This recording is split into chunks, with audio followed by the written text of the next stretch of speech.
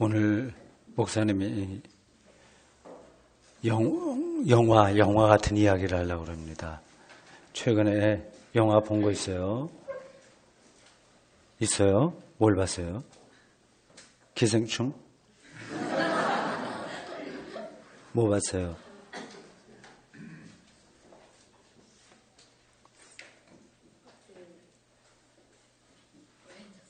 어린이?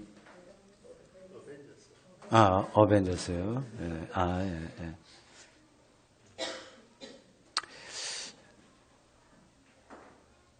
예. 두 가지 영화를 할 것 같습니다. 하나는 진짜 영화고, 하나는 영화 같은 이야기예요. 알렉산더 대왕이라고 있어요.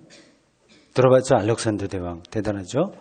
마케도니아 그 전체, 거기 출신으로서 유럽을 막 평정했던 대단한데 젊어서 죽었죠? 30대 중반에 죽었나? 만약에 그렇게 죽지 않았으면 세계가 좀 달라졌을지 모릅니다. 그 아버지가 있어요. 알렉산더의 아버지 빌립입니다. 빌립이 그 동양 이쪽하고 서양 유럽 쪽 지중해하고 동쪽하고 연결되는 요충지에 도시를 하나 세웠습니다. 그 도시가 빌립이에요. 빌립. 자기 이름을 딴 거지. 옛날에는 왕들이 어딜 정복하잖아요. 그리고 자기 이름으로 도시를 세웠습니다. 종종 그런 일들이 있었습니다. 아주 유명한 게 알렉산드리아예요. 알렉산드리아, 지중해 남쪽 아프리카 그 북쪽에 있는 알렉산드리아 유명한 정말 세계적인 도시예요. 지금의 뉴욕이나 이런 데보다도 옛날에는 이 알렉산드리아가 세계 최고 도시였습니다. 알렉산더 왕이 이제 세운 도시예요. 빌립이라고 하는 그 왕이 빌립보를 하나 세웠습니다. 그게 이제 지금으로 말하자면 그리스에 있습니다. 그리스 북동쪽에 있어요.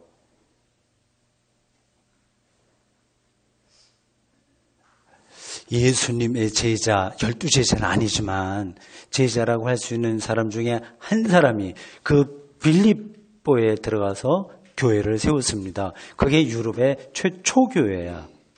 빌립보 교회라고 그럽니다. 그걸 계기로 해서 그리스의 여러 군데 데살로니가, 고린도 뭐 이런 데 아마 아덴에도 분명히 세워졌을 텐데 성경에는 나오진 않습니다. 아테네라고 하는데 말이죠. 그리고 이탈리아 이쪽으로 이제 복음이 쭉 전포돼서 교회가 많이 세워졌습니다. 첫 출발이 빌립보예요. 거기에 간 사람이 처음으로 가서 교회를 세운 사람이 그 유명한 누굴까요? 상상해 보세요. 누굴까? 전도 제일 그 교회를 제일 많이 세운 초기 기독교 어떤 사람 누구 말하네요. 예히. 나에게 유아 세례를 받은 것답게 딱 아네요. 바울이에요. 바울이 거기 가서 교회를 세웠습니다. 그 이야기가 재밌습니다. 거기서 최초 교회라고 그랬죠? 그 최초로 기독교인이 된 사람, 그 빌립보에서 여자가 있어요. 중요한 사람입니다. 이름 기억해 두세요. 루디아입니다. 요 이야기 조금 뒤에 또 해야 됩니다. 이 여자 이야기. 사업가야. 그 당시는 보기 드물게 큰 사업을 하는 사람이었어요. 무역도 하고요. 상당한 재력가입니다. 이 사람이 바울의 말을 듣고 내가 예수 믿어야지 이런 생각을 결심하고 세례받고 그렇게 자기 집에서 모임을 갖기 시작했습니다. 재력가니까 자기 집에 집도 많잖아요. 이렇게 넓은 공간도 있고 하니까 여기서 모입시다 해서 유럽의 최초 교회의 가정교회가 이 바로 루디아의 집이에요. 대단하죠? 바울이 거기를 근거지로 해서 빌립보에 가서 사람들에게 예수님을 전했습니다. 그런데 어느 날 길을 가는데 어떤 여자, 이것도 또 여자야. 근데 이 여자는 좀 젊었던 것 같아요. 루디아도 몇 살인지 모르겠으나 사업이 굉장히 사업가로 성공을 했으니까 나이는 좀 들었겠죠. 이 여자는 좀 특별한 여자입니다. 점치는 여자야. 요즘으로 하자면 점치는 보살. 보살이라고 하는 말 들어봤죠? 길 가다 보면 보살집 이런 거 나오잖아요. 그래서 보살 해서 점을 칩니다. 근데 이 여자는 자기가 말하자면 자영업처럼 점집을 운영하는 게 아니라 어떤 주인에게 매여서 점을 쳐주고 이제 이 점을 치고 돈을 내잖아요, 사람들이요. 그런 그 돈을 다 주인이 가져가요. 그러니까 이 여자의 인생이 참 안타까운 거야.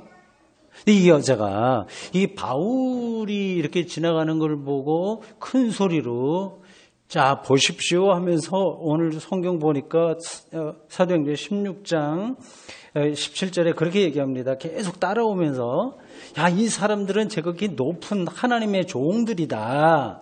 그러니까 우리가 구원받을 길을 여러분들에게 전하는 사람들입니다. 이렇게 하는 거예요.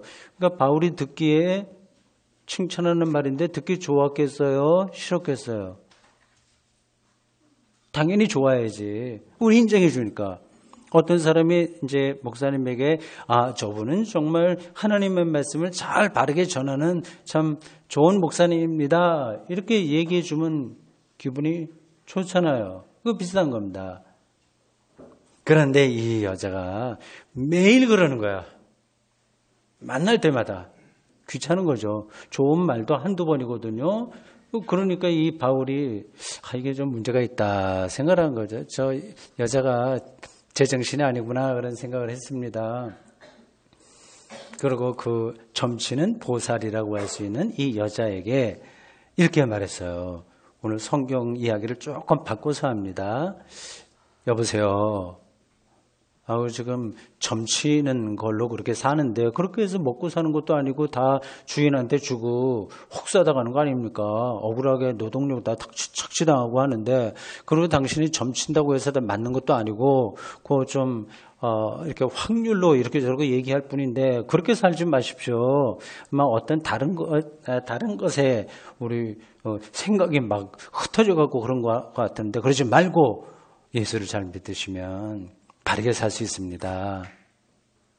그 얘기를 듣고 이 여자가 충격을 받았나 봐요. 여태까지 자기에게 그렇게 얘기해 주는 사람이 없었거든요.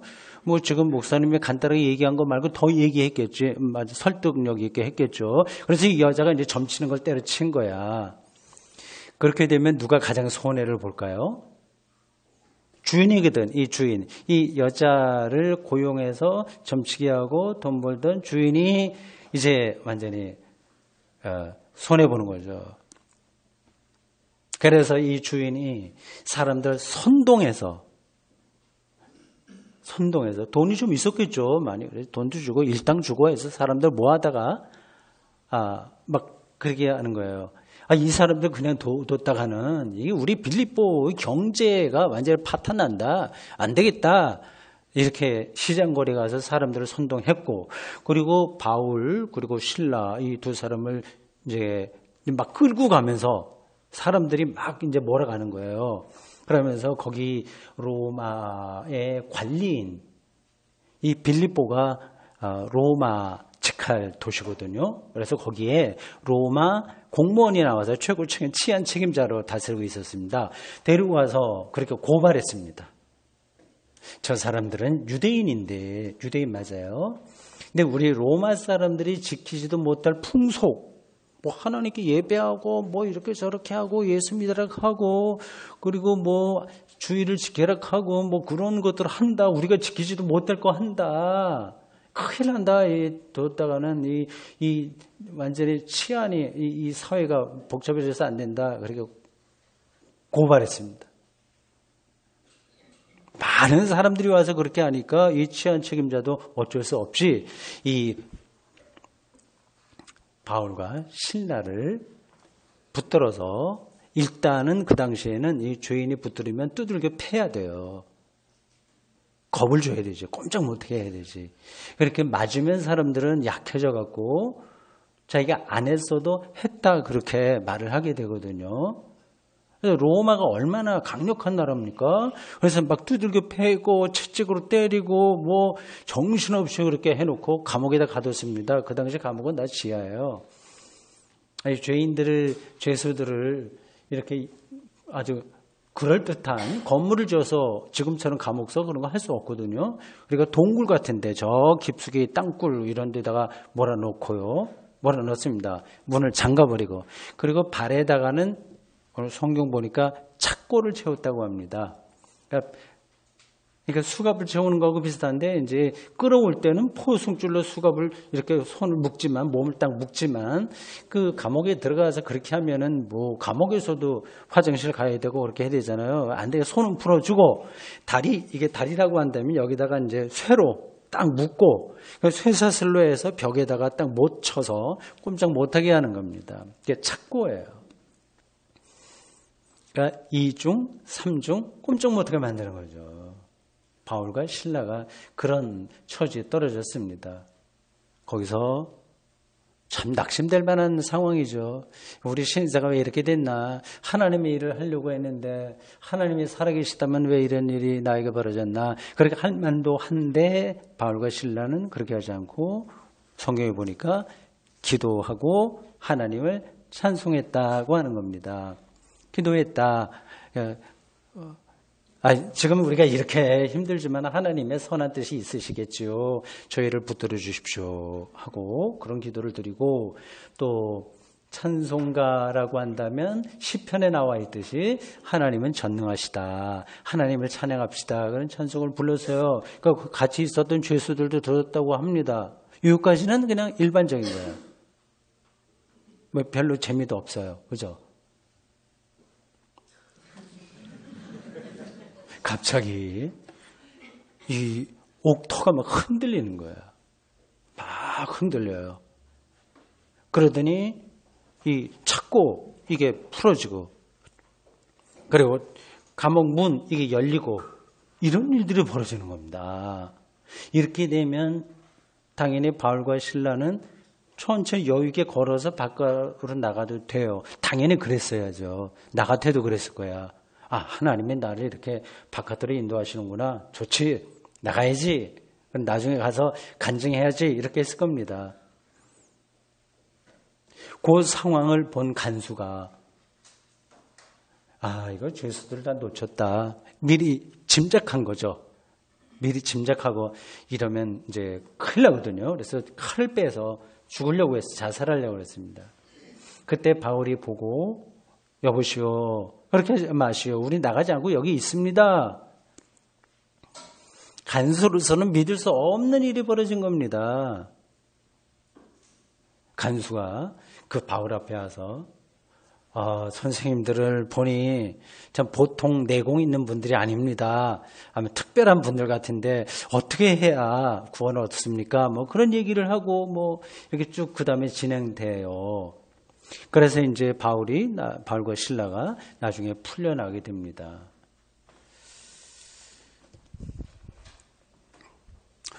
그 이야기를 조금 설명하려고 합니다. 감옥이 막 흔들리고 이 발에 채웠던 착고가 풀어지고 옥문이 열렸다. 야, 대단하다. 이건 기적이 일어났구나. 그런 생각을 할 수 있죠. 그렇죠? 이게 어떤 일일까? 그 이야기를 지금부터 제가 영화 감독이라고 생각하고 아주 짧은 영화를 하나 만들어 보려고 합니다. 근데 그럴듯한 이야기일 거예요. 잘 들어보세요. 루디아 입장에서 이 이야기를 보는 거지. 아까 루디아 얘기했죠? 사업가, 여성, 잘 나가는 그런 여성, 집도 넓고 재력가예요. 이미 예수 믿었어요. 그래서 바울과 실라를 자기 집에 묵게 해서 전도하게 했습니다. 그래서 아주 교회에서 기둥처럼 활동하는 그러한 사람이었습니다. 근데 자기 소식을 들은 거예요. 자기 손님이에요. 손님이기도 하고 하나님의 일을 하는 사람인데 이 사람이 그 점치는 여자 그 고쳤다고 해서 끌려가서 감옥에 갇혀버린 거야. 그 얼마나 마음이 아프겠어요. 야, 이걸 해결해야지. 어떻게 되는 건가. 얼마나 근심했겠습니까? 안 그렇겠어요? 당연하죠. 루디아가 돈 있죠. 돈이 많잖아. 돈이 있으면 언제 어디서나 많은 일들을 할 수 있습니다. 그래서 여러분들 돈 많이 벌어요. 웃으라고 얘기했는데 이게 아니구나. 제가 좀 타임을 좀 잘못 잡았습니다. 돈 많이 벌으라는 얘기 제가 전혀 안 하는데 벌으라고 했는데도 진지하게 받아들여서 이게 뭐가 맞지 않는구나 그런 생각을 했습니다. 잘 생각해 보세요. 옥문을 열고 창고를 푸는데 필요한 게 뭐죠? 열쇠만 있습니다. 열쇠. 그러니까 돈만 있으면 열쇠를 얻을 수 있어요? 없어요? 있습니다. 그리고 이 루디아는 인맥이 넓은 사람이야. 사업도 해. 돈도 많아. 성품도 좋아. 그러니까 자기 평소에 인간관리 그게 좋아서 사람들 많이 알아요. 그래서 이 치안관도 알았을 거예요. 당연히. 치안 책임자. 그리고 그 밑에 있는 사람들도 두루두루 잘 알고요. 그리고 사업가들끼리 모임 있지 않습니까? 지금도 그렇잖아요. 기업가들 모임 있어요. 알고 있으면 부탁을 하는 거지. 우리 손님인데 억울한 일 당했다. 요즘 어떻게 구해야 된다. 뭐 좋은 방법이 없냐. 그래서 돈을 가져가서 이제 매수하는 거죠. 말하자면. 아마 목사님 생각에는 이 어떤 사람이 루디아를 통해서 그러한 거를 제안받은 어떤 사람이 또 힘이 있고 그러한 것이 있는 사람이 감옥문을 잠그는 척하고 잠그지 않은 거지. 살짝 걸쳐놓은 거지. 그리고 이 발의 착고도 잠그는 척하면서 살짝 열어놓은 거지. 그래서 찬송 부르고 기도하다가 그다음에 마음이 뜨거워지잖아요. 그리고 이제 그러면 옥문이 이 옥토가 흔들리는 경험을 합니다. 어머니나 아버지나 동생이나 누구나 갑자기 돌아가시면 막 세상이 흔들리는 것처럼 경험하는 거하고 비슷한 겁니다.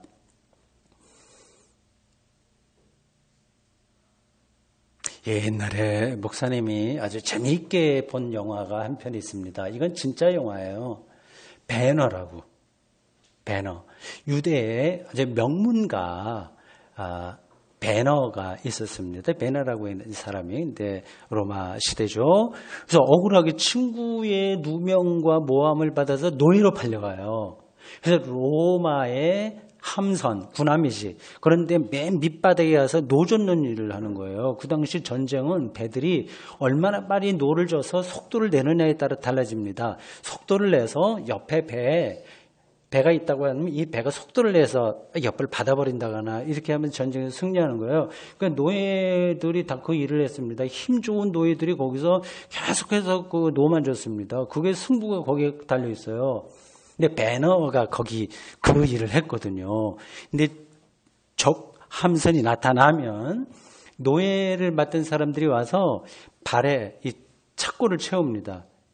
도망가면 안 되니까. 평소에 열어놨다가 전쟁이 시작하려고 하고 상대방 이 군함이 나타나면 다 채워 속도를 내야 되니까 도망가면 안 되니까. 그 책임자가 다른 사람들 다 채우다가 배너 앞에 와서 그냥 지나갑니다. 그래서 배가 나중에 전쟁에서 싸움에서 침몰될 때 살아나. 그리고 그 함장 책임자를 구출하죠. 그래서 그 양자가 돼.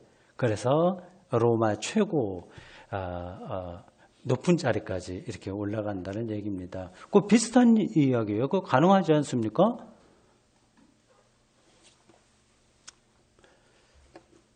빌립보 감옥에서 있었던 일입니다. 근데 여기서 중요한 것은 이 바울과 신라가 감옥 안에서도 기도하고 찬송을 불렀다고 하는 거죠. 근데 우리는 그렇잖아. 늘 내 신세가 왜 이렇게 감옥에 있는 것 같아. 갑갑하다. 그런 느낌도 들어요. 우리 어린이들이 잘 안 들긴 하지만 이제 가면서 살아가면서 그런 거를 느낄 때도 있고 일이 잘 풀리기도 안 풀리기도 합니다. 공부를 했는데 시험 점수가 나쁠 수도 있고 뭐 이렇게 저렇게 계속 아마 죽을 때까지 계속 그런 일들이 있어요. 늘 좋은 일들만 있는 게 아니라니까요. 바울과 신라에게도 이런 어려운 일이 닥친 겁니다. 근데 보통 같았으면 아이고 이건 정말 하나님들 너무하시지. 왜 내가 이렇게 하나님의 일을 모든 거 다 팽개치고 열심히 했는데 이 억울하게 감옥에 들어가게 하실 게 뭐람 할 텐데 이 바울과 신라는 기도드리고 찬송을 드렸다고 합니다. 이게 중요한 거야. 감옥문이 흔들렸다거나 뭐 착고가 풀렸다고 하는 건 중요한 게 아니에요. 그들이 거기서 기도하고 찬송을 불렀다고 하는 겁니다. 근데 요 이야기는 그래 나도 뭐 기도하고 찬송 부르지.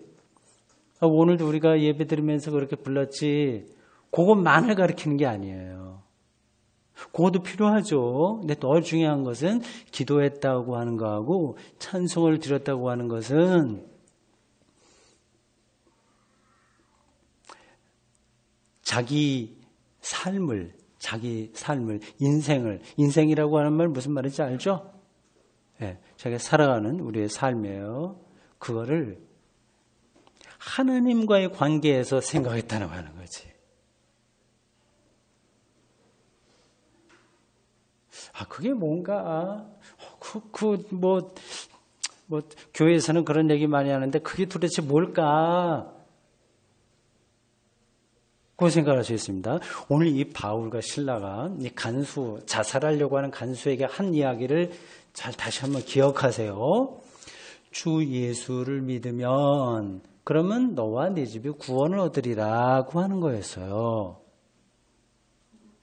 구원을 얻는다.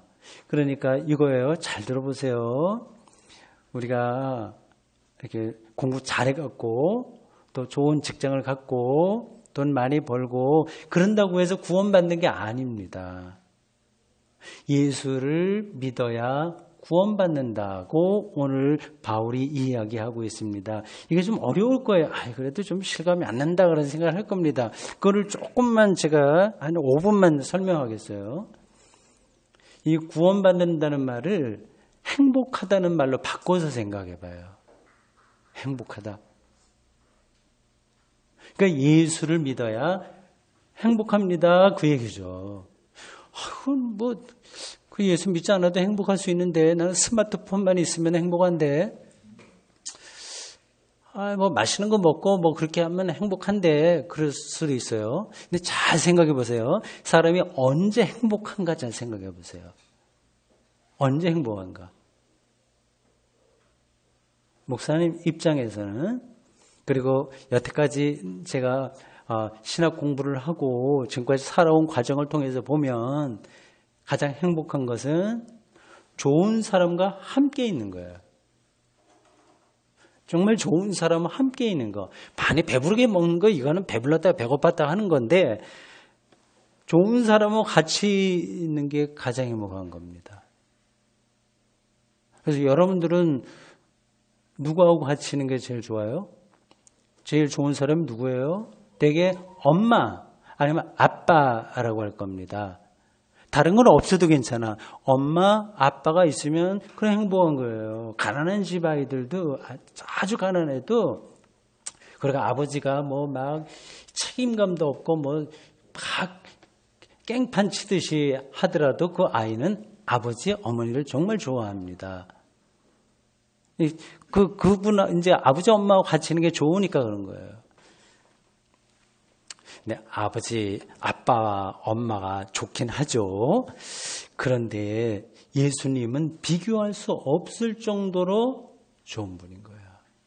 이걸 내가 어떻게 더 설명할까요? 엄마, 아빠는 세상에서 가장 나에게 좋은 사람이지만 내 마음을 다 알아요? 몰라요? 어때? 다 알아? 몰라? 모르죠? 그렇죠? 예, 우리 아니라고 그랬습니다. 모른다고 그랬어요. 분명히. 몰라요. 우리를 정확하게 아는 분은 한 분밖에 없어. 하나님, 예수님인 거지. 그러니까 나를 정말 아는 사람하고 그 분하고 같이 있는 게 행복한 겁니다. 근데 우리는 그거를 놓치고 자꾸만 이걸 해야지. 뭐 내가 바라는 거 사주면 좋고 뭐 이거저거 계속 머릿속에는 다른 거를 찾느라고 정신이 하나도 없습니다. 그렇게 해봐요. 그게 행복한가? 잠깐 재미있는 거야. 잠깐 재미있어.